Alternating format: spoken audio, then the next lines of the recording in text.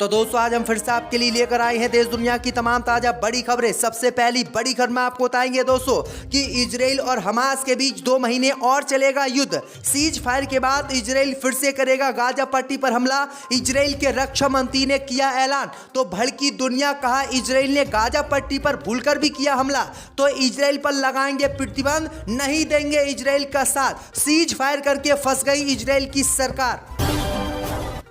Lebanon के बाद जंग में कूदा मुस्लिम देश यमन। इजराइल पर किया ताबड़तोड़ ड्रोन से हमला, मार गिराए इजराइल के कई सैनिक। युद्ध विराम के बीच हमास ने खोल दी इजराइल की पोल। कहा इजराइल छुपा रहा सैनिकों के मौत के सही आंकड़े। हमने इजराइल के 4000 सैनिकों को गाजा पट्टी में कर दिया है तबाह। फिलिस्तीन को लेकर एक राष्ट्र के समाधान वाले रुख से पलटा पाकिस्तान। अब कहा इजराइल की तरह फिलिस्तीन बनना चाहिए स्वतंत्र देश। युद्ध विराम के बीच 137 टनकों के साथ सबसे बड़ी सहायता पहुंची गाजा पट्टी। गाजा पट्टी के अल-शिफा अस्पताल से हटी इजराइल की सेना।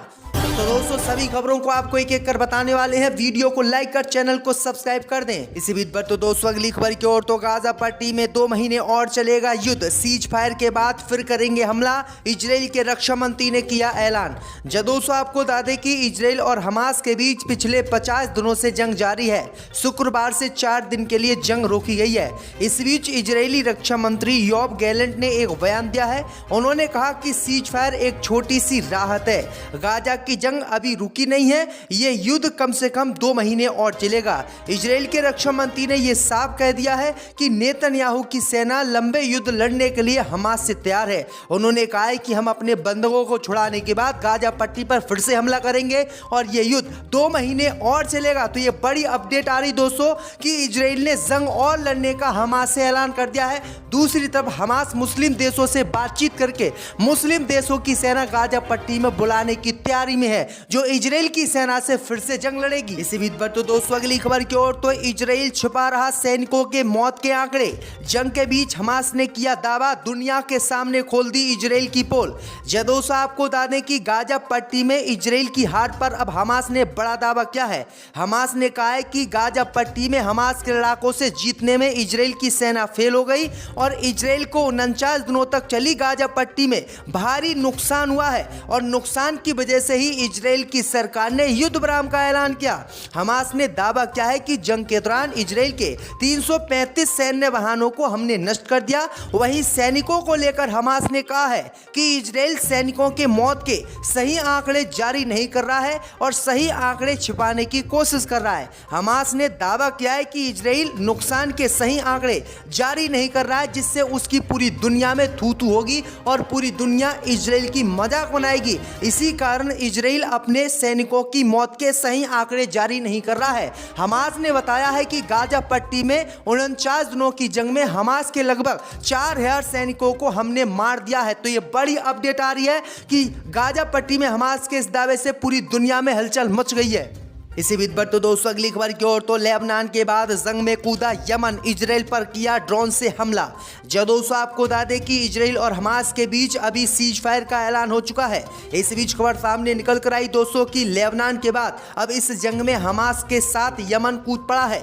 यमन ने हमास का समर्थन करते हुए इजराइल पर ताबड़तोड़ ड्रोन से हमले किए हैं, जिसमें कई जहाजों को नुकसान पहुंचाया गया है। वहीं आपको बता दें कि जब इजराइल के जहाजों को यमन ने ड्रोन से हमले करके तबाह किया तो इजराइल की सरकार ने अमेरिका से मदद मांगी और अमेरिका ने अपना युद्धपोत जो है इजराइल हमास के सागर में भेज दिया, जहां पर कई यमन के ड्रोनों के हमलों को अमेरिका के युद्धपोत ने रोक दिया और इजराइल का काफी नुकसान बचा दिया। तो ये बड़ी अपडेट आ रही दोस्तों कि लेबनान के बाद अब मुस्लिम देश यमन इजराइल के खिलाफ जंग में कूद गया है और हमास की जमकर तारीफ की है और कहा है कि हमास के लड़ाके इस्लाम के लिए लड़ रहे हैं, फिलिस्तीनियों के लिए लड़ रहे हैं इसलिए इजराइल को वो टक्कर दे रहे हैं। तो ये बड़ी अपडेट आ रही दोस्तों। इसी बीच पर तो दोस्तों अगली खबर की ओर, तो युद्ध विराम के बीच 137 ट्रक के साथ सबसे बड़ी सहायता पहुंची गाजा पट्टी अल-शिफा अस्पताल से हटी इजराइल की सेना।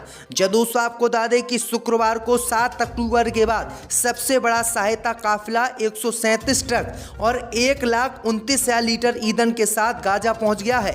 इजरायली सेना शुक्रवार को अल-शिफा अस्पताल की छापेमारी से हट गई है। यूएन के अनुसार लगभग 250 मरीज और कर्मचारी अस्पताल में हैं। अब खबर सामने निकल कर आई दोस्तों कि इजराइल की सेना यहां से हट गई, जिसके बाद 137 ट्रक जो है 1.5 लाख लीटर तेल लेकर गाजा पट्टी पहुंचे हैं और यहां पर खाने पीने का भी सामान है। तो ये बड़ी अपडेट आई दोस्तों कि जब से जंग चली है तब से पहली बार 137 ट्रक एक साथ गाजा पट्टी में प्रवेश किए हैं। इसी बीच पर तो दोस्तों अगली खबर की ओर, तो यूएन में अमेरिका और ब्रिटेन जैसे को छोड़ अफ्रीकी देशों के साथ गई मोदी सरकार, वोटिंग में जिता दिया प्रस्ताव।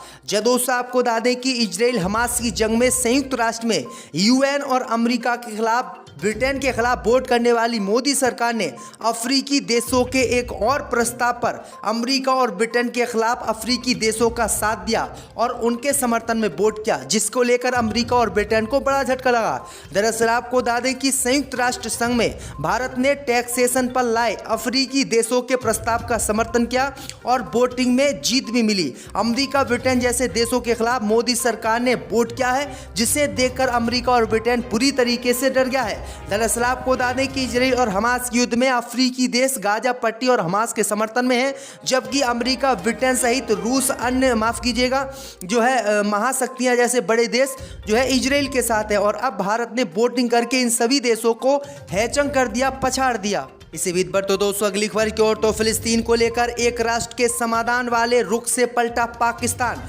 दोस्तों आपको बता दें कि फिलिस्तीन समस्या के लिए एक राष्ट्र के समाधान का प्रस्ताव देने से उत्पन्न विवाद के बीच पाकिस्तान के राष्ट्रपति डॉक्टर आरिफ अलवी अपने पुराने रुख से पलट गए हैं। उन्होंने अब कहा है कि इस्लामाबाद 2 राष्ट्र के समाधान के आधार पर इस जटिल मुद्दे के न्याय संगत और शांतिपूर्ण समाधान का समर्थन करता है। समाचार पत्र पाकिस्तान के डॉन की एक रिपोर्ट के अनुसार अलवी के पिछले रुख में बदलाव वाली टिप्पणी बृहस्पतिवार को मस्जिद अल हरम के इमाम खातिब और सऊदी अरब के साउद आर्य कोर्ट के सलाहकार डॉक्टर सालेह बिन अब्दुल हुमैद के साथ एक बैठक के दौरान आई है। दरअसल आपको बता दें कि पहले पाकिस्तान के जो राष्ट्रपति हैं उन्होंने इजराइल को देश मानने से इनकार करते हुए पूरे इजराइल और फिलिस्तीन को मिलाकर एक फिलिस्तीनी देश बनाने की मांग की थी और उनके इस बयान का विरोध हुआ था। लेकिन अब उन्होंने 2 राष्ट्र की वकालत की। उन्होंने कहा कि जैसे इजराइल एक देश है उसी तरीके से फिलिस्तीन को एक स्वतंत्र देश बनने दिया जाए और हम इसका समर्थन कर रहे हैं। दुनिया भर के देश भी इसी बात पर हैरान है। इजराइल की सेना यहां से हट गई, जिसके बाद 137 ट्रक जो है 1.5 लाख लीटर तेल लेकर गाजा पट्टी पहुंचे हैं और यहां पर खाने पीने का भी सामान है। तो ये बड़ी अपडेट आई दोस्तों कि जब से जंग चली है तब से पहली बार 137 ट्रक एक साथ गाजा पट्टी में प्रवेश किए हैं। इसी बीच पर तो दोस्तों अगली खबर की ओर, तो यूएन में अमेरिका और ब्रिटेन जैसे को छोड़ अफ्रीकी देशों के साथ गई मोदी सरकार, वोटिंग में जिता दिया प्रस्ताव। दोस्तों आपको बता दें कि इजराइल हमास की जंग में संयुक्त राष्ट्र में यूएन और अमेरिका के खिलाफ ब्रिटेन के खिलाफ वोट करने वाली मोदी सरकार ने अफ्रीकी देशों के एक और प्रस्ताव पर अमेरिका और ब्रिटेन के खिलाफ अफ्रीकी देशों का साथ दिया और उनके समर्थन में वोट किया, जिसको लेकर अमेरिका और ब्रिटेन को बड़ा झटका लगा। दरअसल आपको बता दें कि संयुक्त राष्ट्र संघ में भारत ने टैक्सेशन पर लाए अफ्रीकी देशों के प्रस्ताव का समर्थन किया और वोटिंग में जीत भी मिली। अमेरिका ब्रिटेन जैसे देशों के खिलाफ मोदी सरकार ने वोट किया है, जिसे देखकर अमेरिका और ब्रिटेन पूरी तरीके से डर गया है।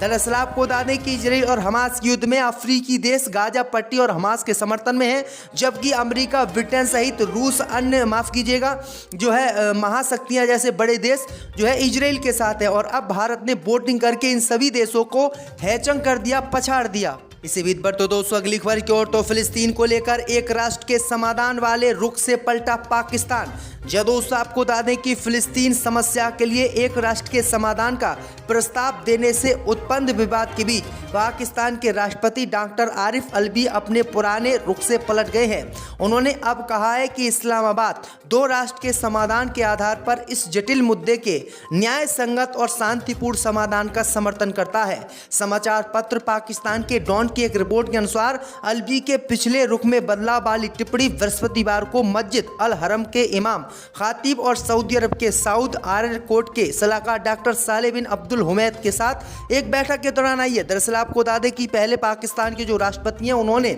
इजराइल को देश मानने से इनकार करते हुए पूरे इजराइल और फिलिस्तीन को मिलाकर एक फिलिस्तीनी देश बनाने की मांग की थी और उनके इस बयान का विरोध हुआ था। लेकिन अब उन्होंने दो राष्ट्र की वकालत की। उन्होंने कहा कि जैसे इजराइल एक देश है उसी तरीके से फिलिस्तीन को एक स्वतंत्र देश बनने दिया जाए और हम इसका समर्थन कर रहे हैं। दुनिया भर के देश भी इसी बात पर हैरान है।